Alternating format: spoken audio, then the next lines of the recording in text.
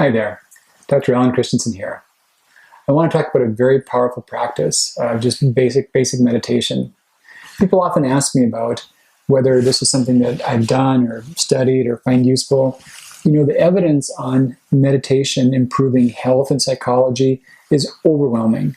You know, I've looked at many studies.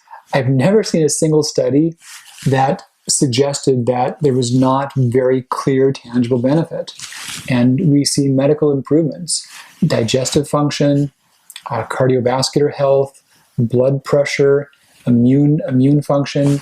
We see a big variety of psychological benefits, reductions in anxiety, in obsessive symptoms, and depressive symptoms, heightened mental clarity.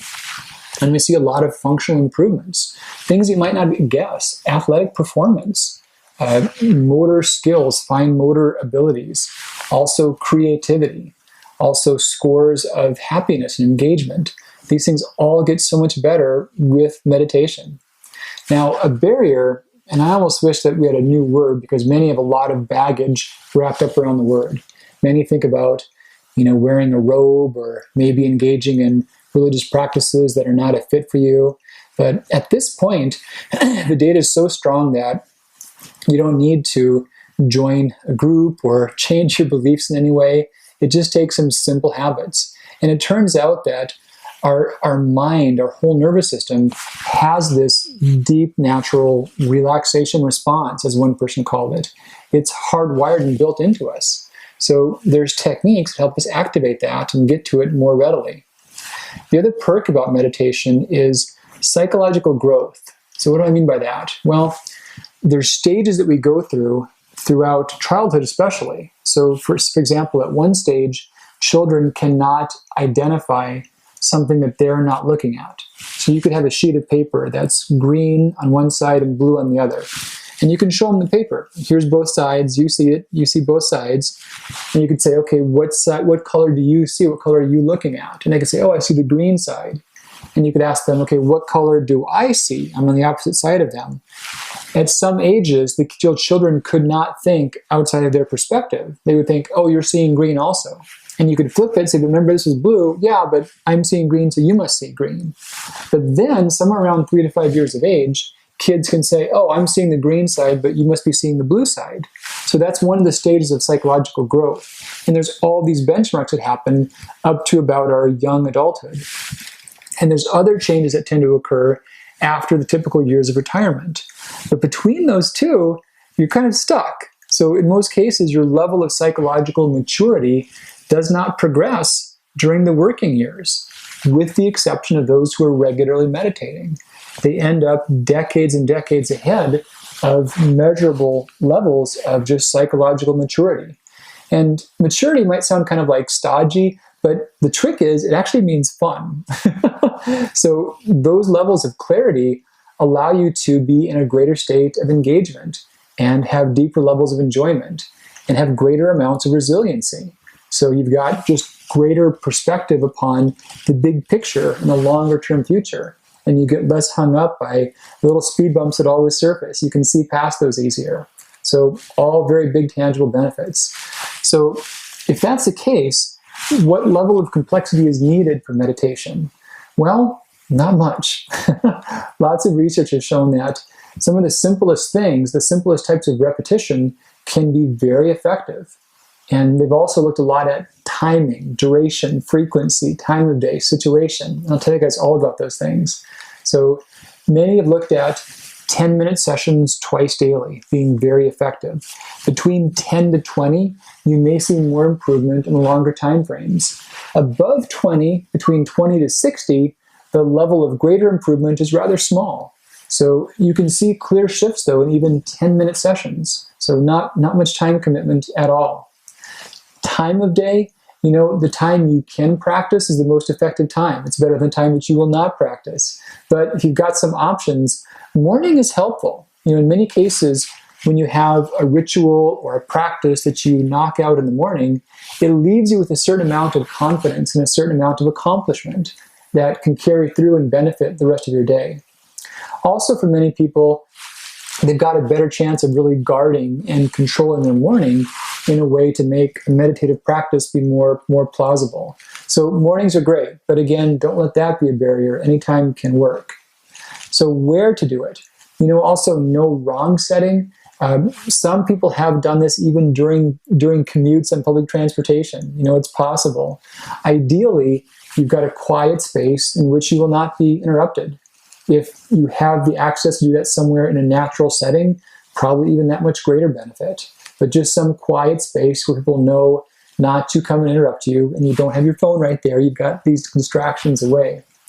It's helpful to have some way to have passage of time calibrated. So have a timer, have some simple thing that will gently chime after your allotted time has passed.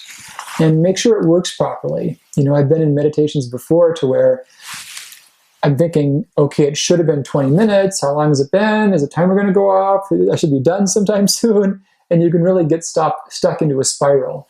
And I've actually done it where I've not set the timer right. It's been like half an hour, like, oh, I thought it was too long. So have a timer you're familiar with, you know how it works. And ideally not one that's very loud and abrasive, like a gentle chime is nice. So some way when you know you're done, you don't have to wonder and guess about it. So that's the situation. Now the logistics of how you want to be positioned, honestly, any way your back is straight. Sitting in a chair is great. If you are flexible in certain ways, you can do lotus postures or cross-legged, but really just have your back straight and aligned.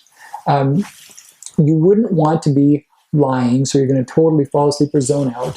So just back straight and comfortable and supported. That's about it for the posturing. So what goes on inside your head? Well, there's two parts of that. There's what you intend and what is inevitable. And we'll talk about both. So what you intend, I'm going to encourage a variation of what's called mantra meditation. And this has had maybe one of the largest amounts of research, or quite a bit nonetheless, and it has the least amount of complexity. So you want to choose things to repeat. What I love to do is just do a count. There's no overtones, there's no loaded concepts, there's no things for your mind to kind of pattern off of. Just do counts as you're breathing.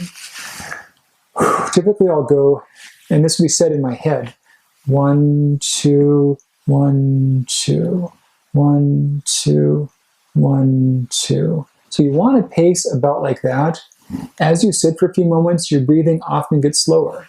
And at that case, you can move to a 1, 2, 3, 1, 2, 3, 1, 2, 3, 1, 2, 3, or even a 1, 2, 3, 4, 1, 2, 3, 4, 1, 2, 3, 4, 1, 2, 3, 4. So just simple numbers. No concepts, no overtones, easy to maintain. And you want about that pace I was using, like da da da da da da da da. So the idea there is you're using a pace such to where you will keep your mind more engaged. Your conscious mind stays more occupied and more focused. This seems to shift us towards this state of repair and rejuvenation and resiliency. So you're really just sitting and breathing and counting on the inhale and starting your count again on the exhale. So you inhale 1, 2, exhale 1, 2, inhale 1, 2, exhale 1, 2. And again, this is going on in your mental dialogue, not in your external dialogue. So that's the whole thing for the intentional mental technique. Now, the unintentional mental technique, here's the thing. A lot of people say, hey, I cannot meditate. I get restless, my mind gets distracted, I start thinking about things. Really? Guess what? That's totally normal. That's what everyone goes through. That's to be expected. Do not be alarmed. Do not think you're broken. Do not think that you're lacking the yogi gene, because none of those things are true. That's totally normal. That's what our brains and our bodies do. And it's just like any other exercise or training that, a few weeks, it'll get smoother and it'll get easier. And don't beat yourself up. If you're planning on a 5-minute session and at 4 minutes you're just going nuts, throw in the towel and call it good. But come back to it again tomorrow and you'll make it 5 minutes just fine. So it does take practice and it does take just some time, but it's not difficult. So go into it with the expectation that your mind will race, your mind will wander, You will start building to-do lists and, oh, could have said this, should have said that. Totally normal. That's exactly what happens. We're training our mind to function in a more strategic, intentional way. And it does respond. And it's always something that does take a bit of time. So don't expect that you will be perfectly focused on track, maybe even ever. And do not think that you have to be.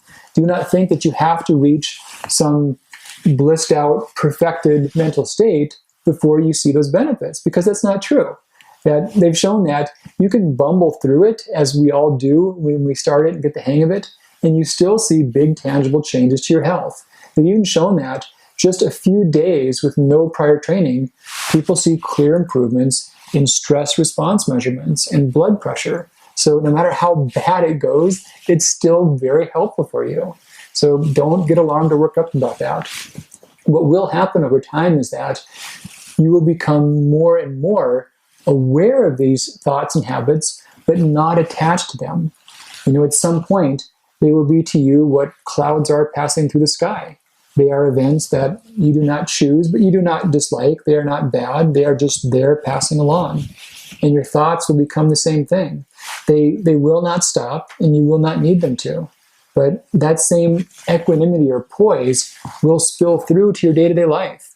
And you can be on task and doing what's important to you, and random thoughts will come up and you won't have to follow them. They will not grab your attention or distract you any longer. So that's one of the clear benefits. So give this practice a shot.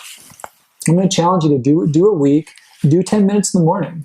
And if you're not journaling already, it's an awesome habit just to touch bases with what's going on inside of you and just watch what's coming up as you're journaling, or if not, start it and just open a dialogue with your inner feelings and your needs and your wants and where you are overall and your contentment. It shifts after even just a few days of meditation, and you can look back at your notes and see your level of clarity and your level of real engagement with what's important to you.